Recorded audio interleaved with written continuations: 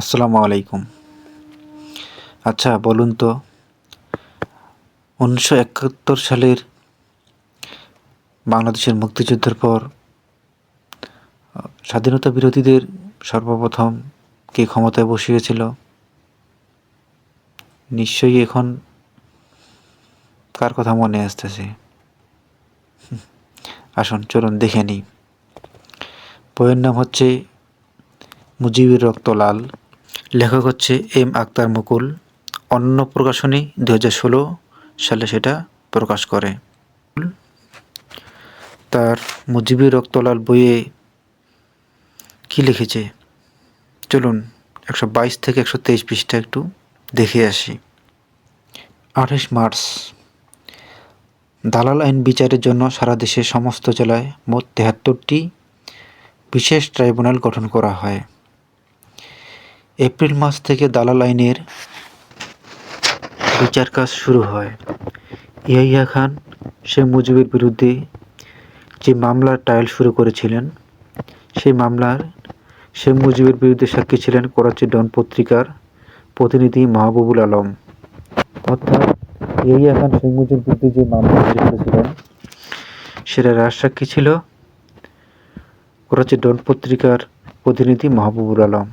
আর সেই মাহবুবুল আলম শেখ মুজিবুর রহমানের প্রধানমন্ত্রী হয়ে মাহবুবুল আলমকে প্রেস সেক্রেটারি নিযুক্ত করেন শেখ মুজিব। অর্থাৎ শেখ মুজিব যখন প্রধানমন্ত্রী হয়, তার প্রেস সেক্রেটারি ছিলেন এই মাহবুবুল আলম। এরপরে আসুন 1971 সালে ঢাকার এপিপি অফিসের জেনারেল ম্যানেজার আবুল হাশিম ছিলেন প্রধানমন্ত্রী শেখ মুজিবুর রহমানের জনসংযোগ officer.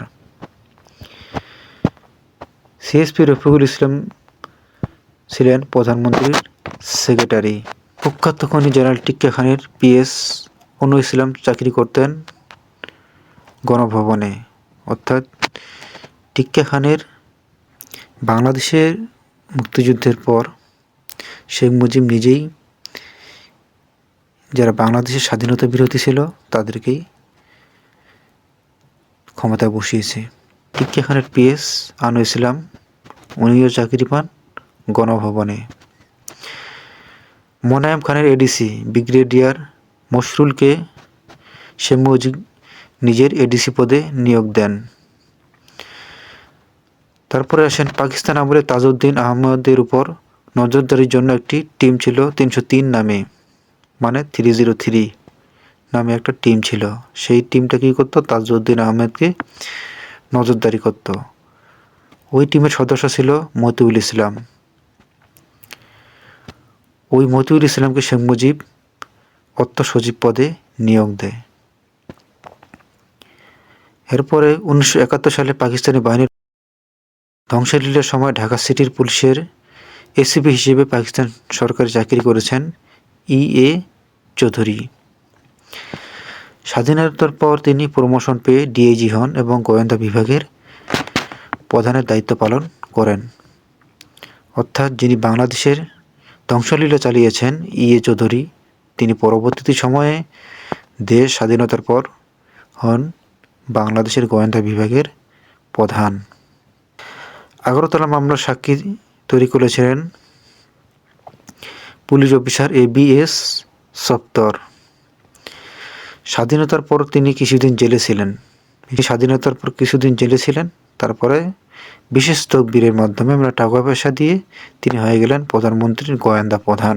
Lieutenant colonel A K M. Rahman Bangladesh সেনাবাহিনীর সরবরাহ বিভাগের প্রধানের দায়িত্ব পালন করেন। মুক্তিযুদ্ধের সময় কর্নেল রহমানের অবদান ছিলেন অনেক। তখন তিনি পাকিস্তান আর্মির সামরিক আদালত 1-এর বিচারক ছিলেন। তিনি ছিলেন পাকিস্তান আর্মির সামরিক আদালতের 1-এর বিচারক। মুক্তিযুদ্ধের সময় রাজাকার বাহিনীর উপপ্রধান ছিলেন লেফটেন্যান্ট কর্নেল ফিরোজ সালাউদ্দিন, যিনি রাজাকার বাহিনীর চিফ রিক্রুটিং অফিসার ছিলেন। এই মেজর অর্থাৎ লেফটেন্যান্ট কর্নেল ফিরোজ সালাউদ্দিন, যিনি ছিলেন রাজাকার বাহিনীর চিফ রিক্রুটিং অফিসার, তিনি স্বাধীন বাংলাদেশে নিযুক্ত হলেন রাষ্ট্রপতির সামরিক সচিব পদে। ফরাসি শেখ মুজিব সরকারের সেনা পুলিশের প্রধান হয়েছিলেন ক্যাপ্টেন হাকিম। মুক্তিযুদ্ধের সময় তিনি পাকিস্তান আর্মির 31 ফিল্ড রেজিমেন্টের ট্রানজিট ক্যাপ্টেন হিসেবে মুক্তিযোদ্ধাদের বিরুদ্ধে সরাসরি অপারেশন পরিচালনা করেন। পাকিস্তান আর্মির 31 ফিল্ড রেজিমেন্টের ট্রানজিট ক্যাপ্টেন হিসেবে মুক্তিযোদ্ধাদের বিরুদ্ধে সরাসরি অপারেশন পরিচালনা করেন এই ক্যাপ্টেন হাকিম।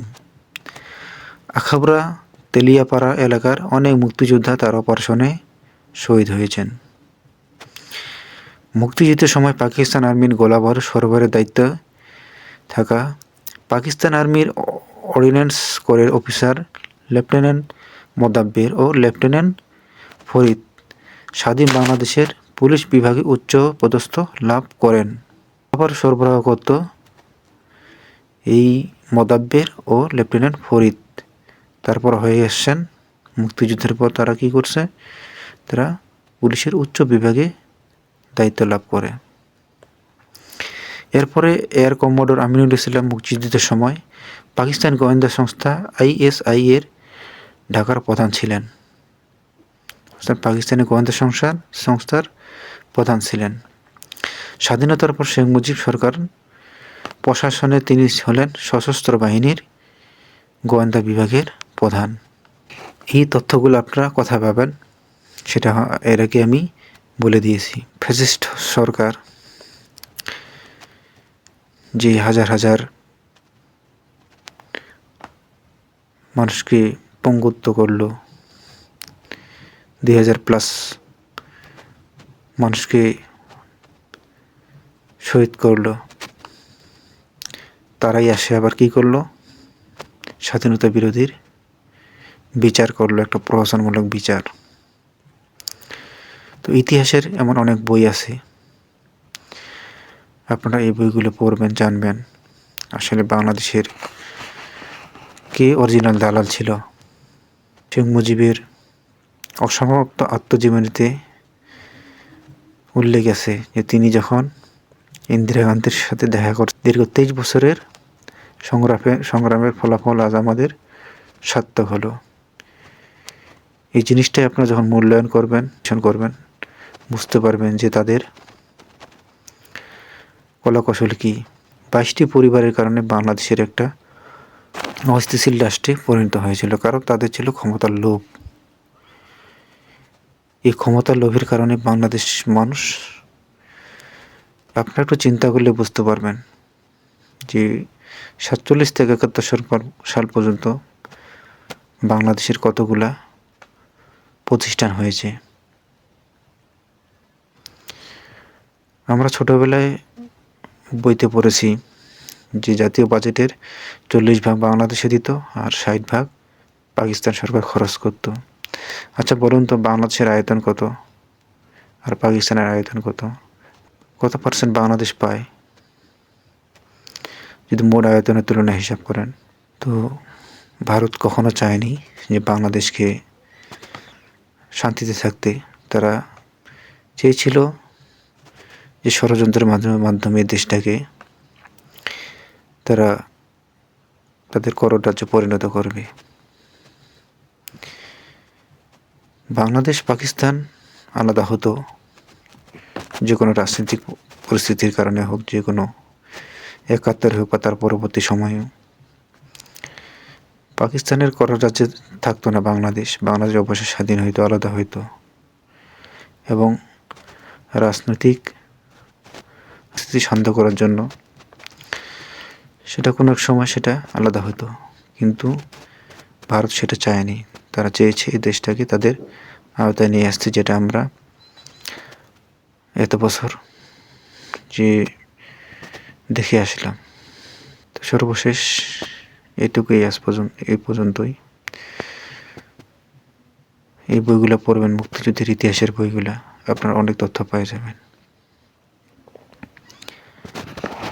সবাইকে ধন্যবাদ জানিয়ে এখানে শেষ করছি। আসসালামু আলাইকুম।